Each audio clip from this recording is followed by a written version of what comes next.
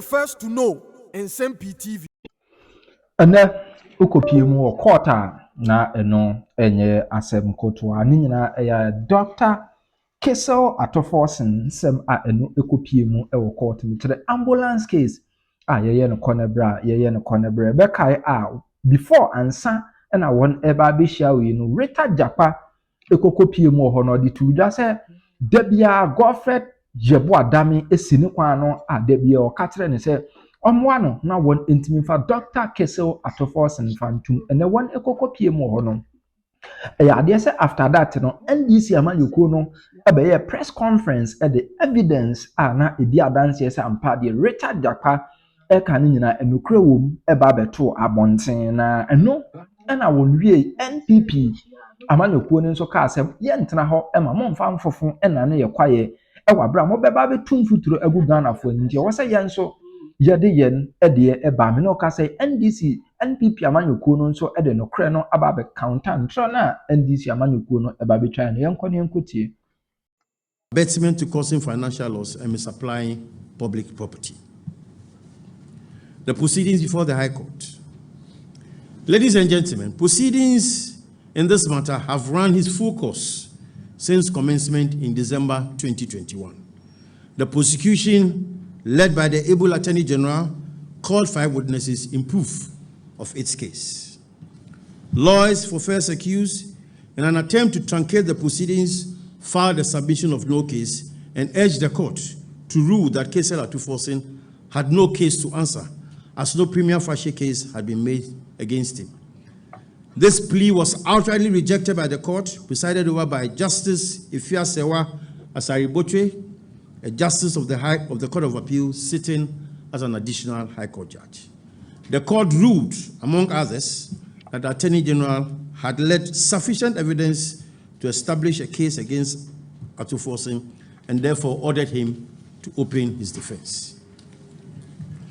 Atoforsen subsequently opened his defense and also closed his case.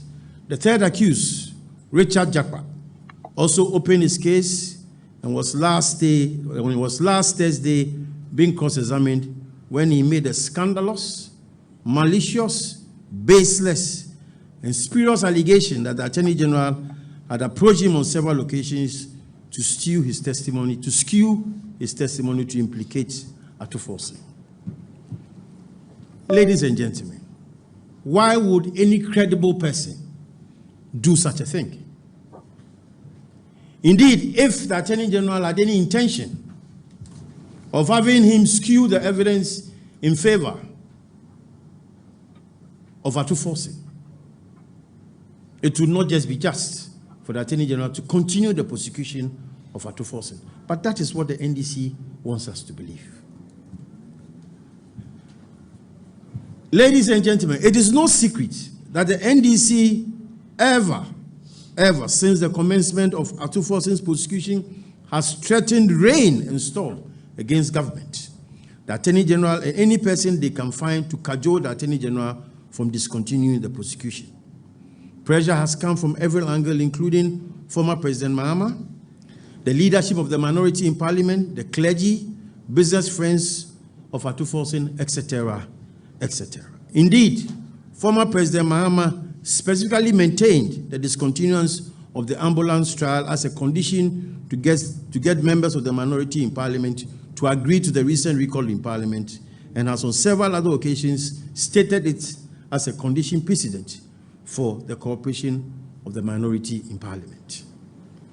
This pressure stems from some warped and baseless logic of the NDC that the Atoforsen's prosecution is politically motivated and its leader in parliament should be immune from prosecution, even when the facts indicate conduct resulting in financial loss to the state.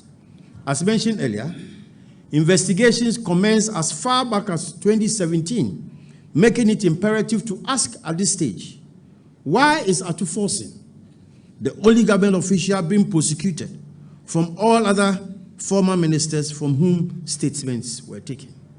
Your guess should equally be good as mine. Clearly, the prosecution is based on the various documentation available from the participating agencies in the transaction And this is evidenced by the court's ruling upholding that the case has been made by the Attorney General that warrants an answer from the defense. It is also worth noting that the prosecution of Kesela Tuforsin commenced even before he became minority leader, making it worthless and nonsensical, the suggestion that he is being prosecuted because he's a minority leader in Parliament. This logic can only come from the NDC. Ladies and gentlemen, if at all, the only prosecution in this instance is the malicious and perennial dislike of the NDC towards the Attorney General since he assumed office, and the several attempts made by the NDC to stultify his work. The records are there clearly to show that right from his appointment as Attorney General, the NDC has spent one of the longest periods in our constitutional vetting system with the hope of impeaching his appointment. But the Attorney General remained resolute to their administration. You all watched the live telecast of his vetting in Parliament, and you saw what the NDC took him through. He survived the storm, and he's still our competent Attorney General. Having failed in all these endeavors, the NDC filed a motion for censure to remove Godfrey Dame from office as Attorney General soon after his appointment, but this also failed. The NDC have since his appointment held over 12 press conferences against the person of the Attorney General. What at all do the NDC want from this young man?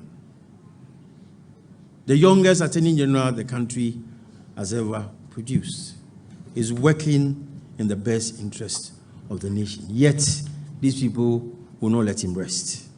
The latest allegation by Richard Japa, the third accused and an associate of Kesela Tuforsin in this botched ambulance procurement transaction, is therefore only a further ploy contrived to curtail the prosecution of Atuforsin and smear the Attorney General's integrity and reputation. But this, I can assure you, will not work. We firmly believe that public officials, regardless of social standing, must be treated equally before the law, and they should be accountable for their use of public resources. Needless to say that the law is no respecter of persons. Ladies and gentlemen, the allegations by Richard Japa that the AG has on several occasions met him in private at odd hours and in person on phone to coax him to implicate the accused person is at complete variance with the prevailing facts. In fact, it is laughable. The attempt to selectively present facts without the whole is telling of the intentions of the third accused person. For the record, it is unacceptable that Johnson Asiedun Ketia will run a commentary over the alleged tape calculated to prevent Ghanaians and discerning people as such from making their own deductions and reasoned judgment. You saw him on radio, behaving like a choir master. Again, even though from the screenshots displayed, the alleged conversation is supposed to last 26 minutes, the NDC schemed to play only 60 minutes. 16 out of 26. The question is, where is the rest of the tape? Even in respect of what was played, it is apparent that there are repetitions, overlaps, incoherence, voiceover, and distortions, demonstrating that the NDC has spent these past days distorting whatever tape they played. It is no wonder that even this afternoon, we are caught in the same trap anyway. Even this afternoon, instead of commencing the press conference at 2, they had to wait till about 3 o'clock because they were still doctoring. We haven't doctored. We are presenting to you the facts as they are. Even on that doctored tape, the Attorney General never requested the witness to falsify, fabricate, or concoct any evidence or testify in the prosecution's favor. You all heard the tape. Where did the Attorney General lure the third accused person to prefer evidence against the first accused? With the load of evidence before the court, how can the Attorney General manipulate the third accused person? Indeed, if the prosecution had not made any case against Atuforsen, the judge will not call upon them to open their defense. Let us throw those accusations in the dustbin of worthless material. Meeting. Even from the NDC's presentation, it is clear that if any meeting at all was called, it was mooted and initiated at the instance of the third accused person. We would like to put it on record that as of February 2022, when Jakpa requested for a meeting with the AG never met him and never made any arrangement to the Supreme Court Justice, Emmanuel Yoni-Kolendi. It was not until the AG was invited to the residence of His Lordship Justice Emmanuel Yoni-Kolendi in 2023 that he surprisingly met Richard Jakpa at his residence. We remain resolute and very firm in our minds that the Attorney General has never approached the accused person for any conversation, let alone request him to skew his testimony against first accused Gisela Atuforsen. The only meeting at which the Attorney General met the third accused person was in the residence of a Supreme Court judge, His Lordship Justice Emmanuel Yoni-Kolendi, who about 6 weeks ago requested to see the Attorney General. It is not out of place for the Attorney General to visit the said justice upon request, more so when the two were friends, even before the elevation of the latter to the Supreme Court. Ladies and gentlemen of the press, we are all lawyers, we are all trained lawyers. Standing here as a lawyer, if even a magistrate, a circuit court judge, should call me as a trained lawyer to visit him in the house to have a discussion, I will not, for any reason, say that I will not attend. But that meeting should not lead me to abuse my professional oath and pervert justice. Lawyers and judges drink from the same bowl. The judges are lawyers before they became judges. So if a judge invites me to his house, what is offensive? And this is what the NDC wants to make capital out of. They have lawyers in their midst. Would they tell me that their lawyers never visit judges?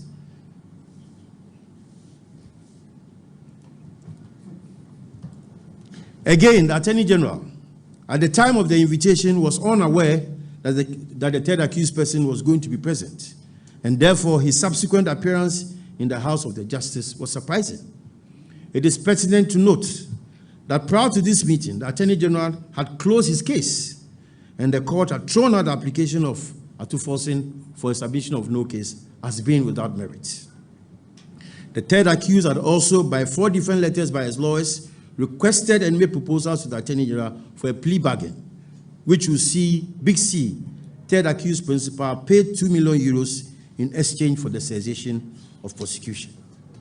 This has been roundly rejected by the Attorney General. In fact, third accused, through his lawyers in the letter dated 16 May 2023, had indicated unequivocally that they were requesting a plea bargain, and following the rejection, I requested the AG for terms which the Attorney General will consider acceptable.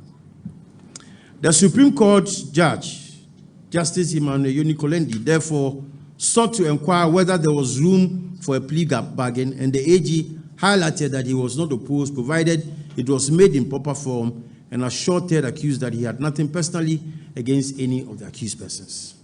The Attorney General further requested that since the charges principally focus on the public officials through whose actions the loss was occasioned, Richard Jakpa should show fidelity to the transaction records which were already in evidence.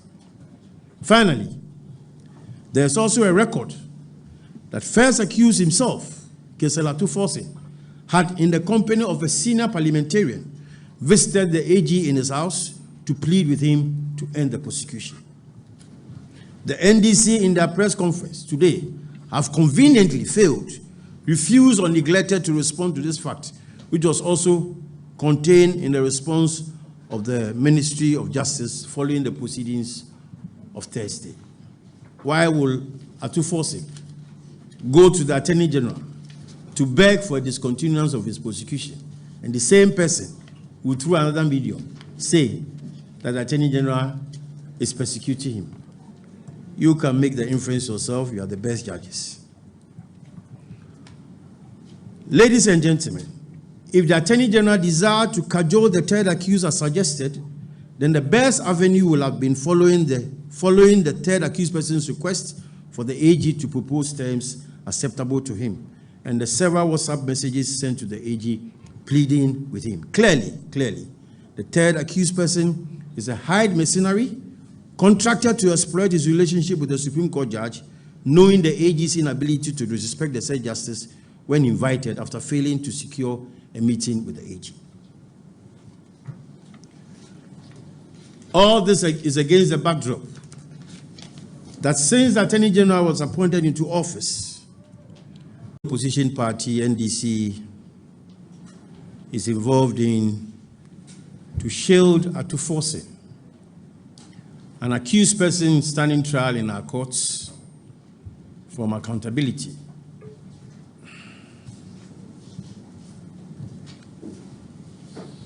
It is not in dispute that the justice delivery system is arguably the last bastion of a burgeoning constitutional democracy. And if it is constantly being bastardized by people who ought, in the very least, be responsible and know better, it leaves very much to be desired. We owe it to ourselves and posterity to rescue our dear country from this dark canker by those who have made it their stock in trade to spew vitriol and unapologetically take shots at a system they have little or no faith in at all. We have called you here because the NDC have since last week set in motion a malicious scheme fueled by lies, falsehoods, misrepresentations, blackmail, and needless pollution of the mass media, with the sole intention of obstructing the course of justice and scandalizing the criminal proceedings in the High Court, all in the bid to shield Atuforsen MP, minority leader in Parliament, and former Deputy Minister of Finance, and his associates from taking responsibility for authorizing some payments which resulted in a whopping sum of 3.27 million euros lost by the state, monies that belong to us all as Ghanaians. Ladies and gentlemen, you ask, how do we get here? On 22nd December 2011, Cabinet endorsed an executive approval of a joint memorandum submitted to Cabinet by the then Minister for Health and first accused person, Kesela Atuforsen, then Deputy Minister for Finance, for the purchase of 200 ambulances out of a medium-term credit facility of 15,800,000 euros between Standard Bank Ghana Limited and the Government of Ghana through the Ministry of Finance. On 1st December 2012, the Parliament of Ghana granted approval for the financing agreement between Standard Bank Ghana Limited and the Government of Ghana for the purchase of the 200 ambulances. By an agreement dated 19 December 2012, the Government of Ghana contracted a company in Dubai known as Big C General Trading LLC. In the course, we just refer to them as Big C, whose local agent is the third accused person, Richard Jakpa. And the company was to supply the 200 ambulances to the government, even though that company was unknown to the cabinet and parliamentary approvals regarding the transaction. By the terms of the agreement, advance payment for the contract was prohibited. Payment for the vehicles was stated in the agreement to be through letters of credit established for 25% of the contract price upon the delivery of every 50 ambulance vehicles. On 7th August 2014, in blatant disregard of the financing arrangement for the transaction approved by both Cabinet and the Parliament of Ghana, first accused, Kesela Atuforsen, authorized the Bank of Ghana to urgently establish the letters of credit for the supply of 15 ambulances amounting to 3,950,000 euros, representing 25% of the contract sum. At this time, it is instructive to state that not a single ambulance had been delivered.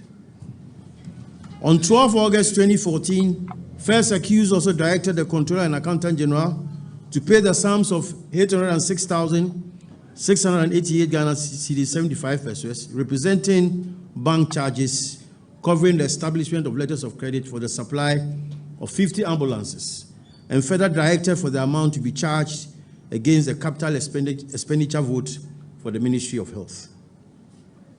Ladies and gentlemen, all these directives by first accused, Kesel Atuforsen, were contrary to the agreement for the supply of the ambulances, as well as the parliamentary approval regarding the financing of the transaction. It is also important to note that Atuforsen's authorization of payments for the transaction was without any request from the Ministry of Health. In fact, the Ministry of Health had specifically asked Big C to stop producing the ambulances as there was no valid contract regarding the transaction. In spite of all that, Atuforsen, without cause and for reasons best known to himself, proceeded to authorize payment for the ambulances.